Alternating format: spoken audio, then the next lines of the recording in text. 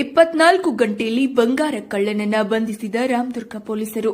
ರಾಮದುರ್ಗ ತಾಲೂಕಿನ ನಂದಿಹಾಳ ಗ್ರಾಮದ ದ್ಯಾಮವ್ವ ದೇವಿಯ ದೇವಸ್ಥಾನದಲ್ಲಿನ ದೇವಿಯ ಮೈಮೇಲೆ ಇದ್ದ ಅವಲಕ್ಕಿ ಸರ ಕಳ್ಳತನವಾಗಿತ್ತು.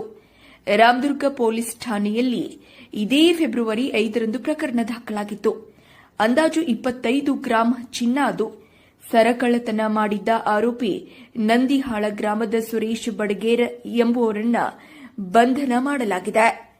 ಕಳ್ಳತನ ಪ್ರಕರಣ ಭೇದಿಸಿದ ರಾಮದುರ್ಗ ಪಿಎಸ್ಐ ಸವಿತಾ ಮುನ್ಯಾಳ್, ಸಿಪಿಐ ವಿನಾಯಕ್ ಬಡಗೇರ್ ಮಾರ್ಗದರ್ಶನದಲ್ಲಿ ಒಂದು ತಂಡ ರಚಿಸಿ ಪ್ರಕರಣವನ್ನ 24 ಗಂಟೆಗಳಲ್ಲಿ ಆರೋಪಿಯನ್ನು ಬಂಧಿಸುವಲ್ಲಿ ಯಶಸ್ವಿಯಾಗಿದ್ದಾರೆ.